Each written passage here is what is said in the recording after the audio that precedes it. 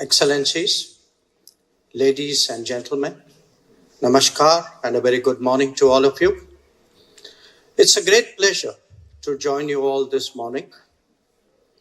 This forum is discussing a fragmented world as a problem and reinventing cooperation as a solution. I agree with both the diagnosis and the treatment. Having said that, let us recognize two facts. One, that fragmentation is here to stay. And two, that perhaps it is not altogether bad, in some ways even good. After all, it means less dominance, more space, and greater democratization. Flowing from that, we should ask ourselves three questions about its downside. Is it against efficiency? Is it against stability? Is it against security? To the extent that it may be, those issues can only be addressed through deeper cooperation. Friends, when we look at it objectively, the world was always part globalized and part fragmented. The real change has been the factors that drive fragmentation, the intensity of their implications, and the manner in which the world is coming to terms with it. In the past, the forces that united us and divided us were relatively more straightforward. As a result, the lines that were drawn were clear-cut and neat. Some were conscious strategic choices. Others were assumptions and norms. Now that is no longer the case. The nature of fragmentation is itself very much more complex now, and that will surely shape our search for solutions. So let us analyze the centripetal and centrifugal forces that are at play in the world currently. What characterizes our current existence, above all, is the degree of economic integration and interdependence. The world is increasingly about supply chains, their efficiency, and their resilience. This is not just about goods, it is equally about resources. Key to its working is the viability of logistics. Making connectivity a smooth experience has therefore emerged as a priority. No place is too far away for business anymore. Technology has been equally indispensable in this process. As it gets more massively deployed beyond national boundaries, its integrating impact is clearly visible. This, of course, has its own downside, but that is the subject for another conversation. The advent of AI, artificial intelligence, will only accelerate these trends, since the capture of data and the deployment of models is inherently transnational. An accompanying facet to this, of course, is the mobility of talents and skills that has gained further salience as travel itself has become much easier. Now, paradoxically, the challenges we confront have only further strengthened the centripetal side. Whether it is pandemics like COVID-19, acts of terrorism, or the impact of extreme climate events, these cannot be contained within political jurisdictions. International cooperation is therefore a must. Because our primary identity and, in fact, our decision-making instincts are fundamentally national, it does not, unfortunately, happen automatically. Cultivating an openness towards the world is therefore essential. In India, we know that traditionally, as Vasudhaiva Kutumbakam, the world is a family. Much of the current turbulence that we see around us today is when forces in societies challenge that very belief. So let us turn first to the centrifugal side. What are the divisive forces at work? They start with the leveraging of financial strength, of production capabilities, of market shares, and of control over resources. The natural play of commerce is increasingly influenced by calculations of strategy. Now, this spills over into the domain of connectivity as well, whether we think of it as choke points, whether we are talking about specific projects. And these traits are further accentuated by the growing sharpness of technology rivalry. This has long existed in the military and dual-use categories, but now has steadily spread across the board. The greater intensity of competition is now shaping the behavior of many states.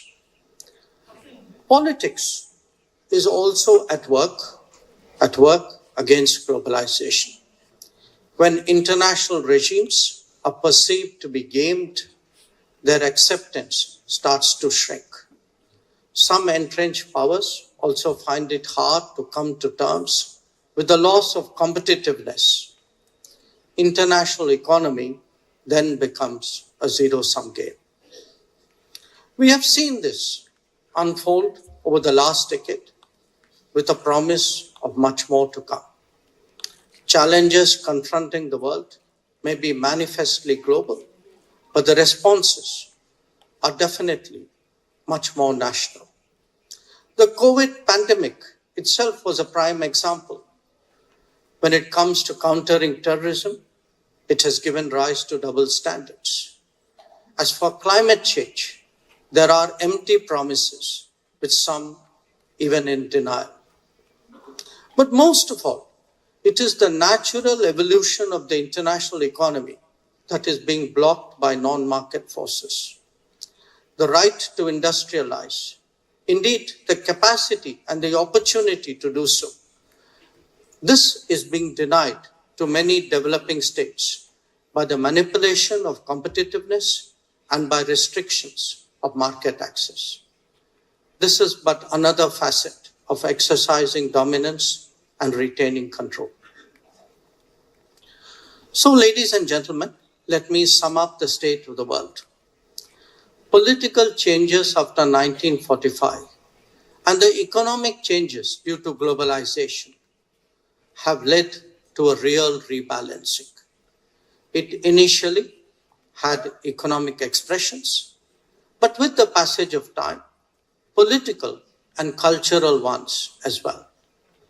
In due course, counter forces have come into play, leading to new realities and fresh debates. But the predicament of the world is not just structural, it is also behavioral. The world is today witnessing greater weaponization of everything. We are seeing higher risk-taking and a politics that is suited to, in a way, driven by the social media era. The inclination to assert differentials is greater. Capabilities, too, are deployed with less hesitation. Technology advancement is itself encouraging such traits. As the interests of a few are openly prioritized, its costs to the many are less considered. This can only be countered, and it must be countered, by cooperation on more issues with greater players. At the end of the day, it is only then we will see whether multipolarity really delivers.